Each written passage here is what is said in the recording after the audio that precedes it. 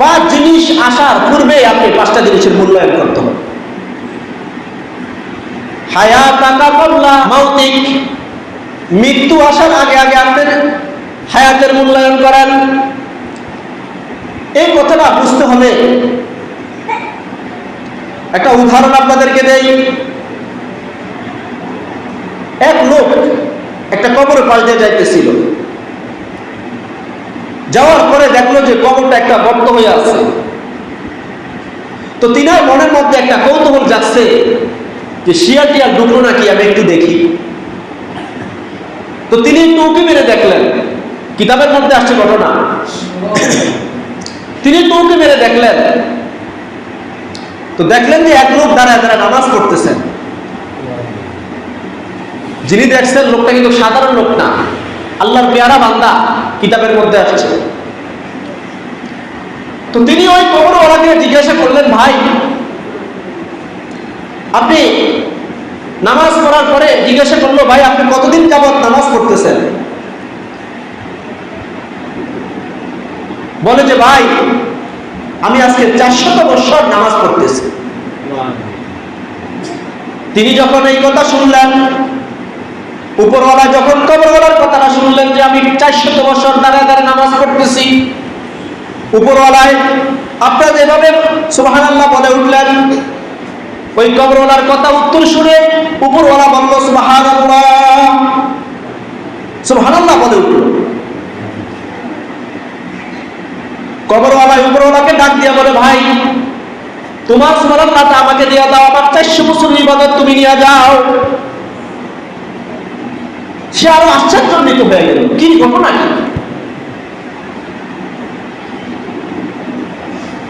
সে আশ্চর্যান্বিত হয়ে গেল, ওনার 400 বছরের ইবাদতের কি কোনো দাম নাই? আমার সুবহানাল্লাহর এত দাম?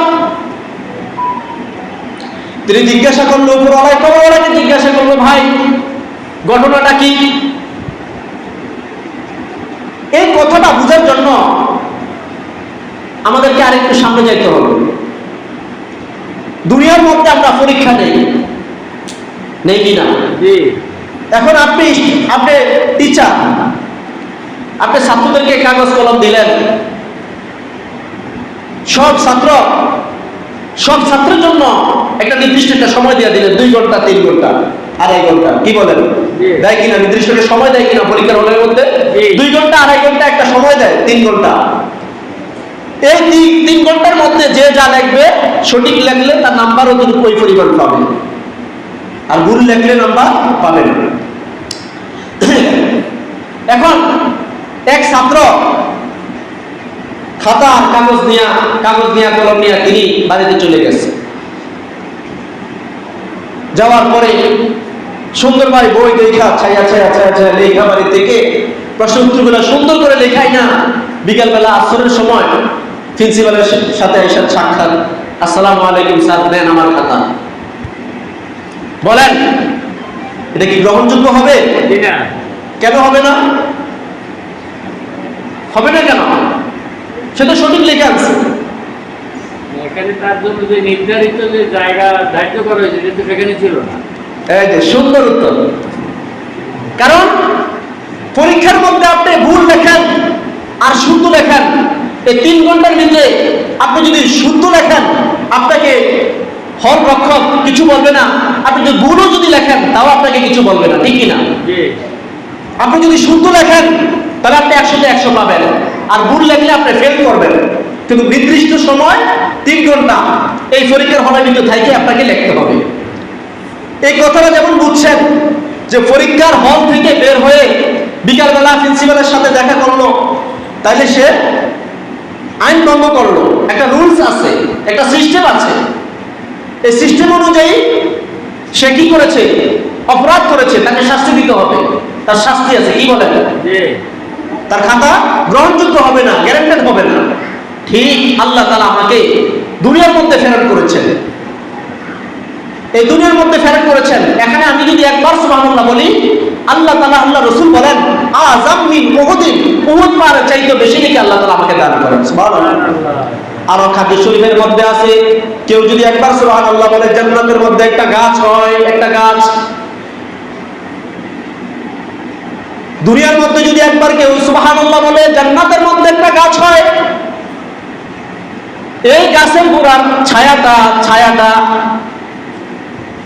এত লম্বা হয়, এত লম্বা হয়, এত বড় গাছ, এত বড় ছায়া,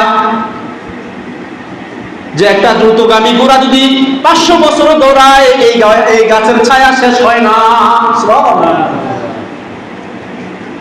এই গাছের ছায়া দ্রুতগামী ঘোড়া যদি 400 বছর 500 বছর দৌড়ায়, তাহলে জান্নাতের সুবহানাল্লাহ দুনিয়াতে একবার বলার কারণে জান্নাতে যে গাছটা হয়, এটা ছায়াটা 500 বছর দৌড়াইলো এটা ছায়া শেষ হয়, এত বড় গাছ। সুবহানাল্লাহ। তাইলে আমরা এটা যেমন বুঝলাম, পরীক্ষার হল থেকে বের হয়ে গেলে এই খাতার গ্যারান্টেড না, শুদ্ধ লেখলেও তার কোনো গ্যারান্টেড হবে না, 1 নাম্বারও সে পাবে না। উপরওয়ালা যখন জিজ্ঞাসা করলো, ভাই আমার সুবহানাল্লাহ এত দাম কেন? কবরওয়ালা উপরওয়ালাকে বললো, ভাই তুমি এখন পরীক্ষার হলের মধ্যে আছো, কোচা দিলেই নাম্বার, কোচা দিলেই নাম্বার। তুমি পরীক্ষার হলের মধ্যে আছো, আমি পরীক্ষার হল থেকে বের হয়ে গেছি, আমি এখানে 400 বছর কেন 4 লক্ষ কোটি বছর যদি আমি নামাজ পড়ি, তাহলে 1 পয়সার দামও হবে না, 1 নেকিও হবে না। তুমি পরীক্ষার মধ্যে আছো, তুমি যে সুবহানাল্লাহ বললা, আল্লাহ রাসূল বলেন আযাম মিন উহুদিন, উহুদ পাহাড়ের চাইতেও বেশি নাকি তোমার আমার নামায় লিখে দিয়ে দেবে। সুবহানাল্লাহ। এই জন্য বলেন হায়াতাকা ক্বাবলা মাউতিক, মৃত্যু আসার পূর্বে যৌবনের মূল্যায়ন করা, হায়াতের মূল্যায়ন করা। আল্লাহ তাআলা আমাকে নির্দিষ্ট একটা পরিমাণ সময় দিয়েছেন, হায়াত দিয়েছেন। এই হায়াতের মধ্যে আমার আপনার সব কিছু করতে হবে, সব কিছু করতে হবে। দুনিয়াও কামাইতে হবে, আমার আখিরাতও কামাইতে হবে। জান্নাতে যাওয়ার রাস্তা দুনিয়া দিয়ে, আপনি অন্য কোনো পথ আর পাইবেন না। জান্নাতে যাইতে হলে দুনিয়া দিয়ে যাইতে হবে। এটা পরীক্ষার হল, এটা পরীক্ষার হল। আল্লাহ তাআলা আমাদেরকে শুধু বানাইছেন ইবাদত করার জন্য, ইবাদত করার জন্য, কিন্তু ইবাদতের পাশাপাশি আবার আমাদের দুনিয়ার কাজকর্ম সবকিছু থাকতে হবে। এটার কোনো সিস্টেম আছে কিনা, আল্লাহ রাসূল বাতলাইছেন কিনা, সব কিছু আল্লাহ তাআলা বলে দিয়েছেন। হায়াতাকা ক্বাবলা মাউতিক, মৃত্যু আসার পূর্বে তুমি হায়াতের মূল্যায়ন করো, তোমার সময়টাকে তুমি গনিমত মনে করো। এই যে আমরা এখন মসজিদের মধ্যে নামাজ পড়ার জন্য আসলাম, ভয়, কবরের ভয়, আযাবের ভয়, আমরা আল্লাহ তাআলাকে পাওয়ার জন্য, জান্নাত কামানোর জন্য, জান্নাত পাওয়ার জন্য আমরা এখানে নামাজ পড়তে আসছি, ঠিক কি না?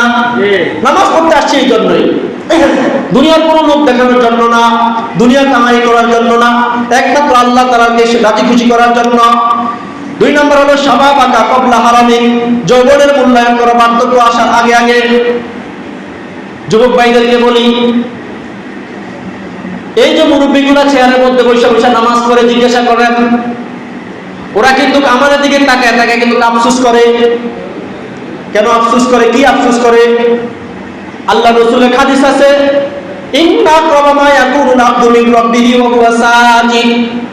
আল্লাহ তাআলা বলেন, আল্লাহ রাসূল বলেন যে বান্দা যখন সিজদার মধ্যে লুটে পড়ে, তো আল্লাহ তাআলার নৈকট্যে বেশি পৌঁছে যায়। বান্দা যখন সিজদার মধ্যে লুটে পড়ে, আল্লাহ তাআলা কুদরতির পায়ের মধ্যে যখন সিজদা দেয়, আল্লাহ তাআলা বান্দার কাছাকাছি চলে যায়। সুবহানাল্লাহ। ইন্না আকরামা মা ইয়াকুনুল আবদু মিন রাব্বিহি ওয়া হুয়া সাজিদ। এই বৃদ্ধ বাবারা যুবকদের দিকে তাকায় আফসোস করে, আহারে আমি তো নামাজ পড়ি কিন্তু সিজদা দিতে পারি না। আর যুবক ভাই শক্তি আছে, সিজদা দেওয়ার সামর্থ্য আছে, কিন্তু সিজদা দেয় না। যারা বসে বসে নামাজ পড়ে তারা ঠিকমতো রুকু দিতে পারে না, কোমর সাই দেয় না, হাঁটুর মধ্যে ব্যথা করে, মেরুদণ্ড ঠিক করতে সোজা করতে পারে না, বাঁকা করতে পারে না, আছে কিনা? কিন্তু আমি যুবক হইয়াও আমি কিন্তু নামাজ পড়তে আসি না। কত আন্দোলন করি, কত কিছু করি, কত ক্ষমতা দেখাই, কত শরীরের জোর দেখাই, কিন্তু আমি 10 মিনিটের জন্য মসজিদে এসে আমি না মাথাটা ঠেকাইতে পারি না। অথচ আল্লাহ রাসূল বলেন, বান্দা যখন সিজদার মধ্যে উঠে পড়ে, বান্দা আর আল্লাহর মধ্যে দূরত্ব থাকে না, একদম কাছে চলে আসে। সুবহানাল্লাহ।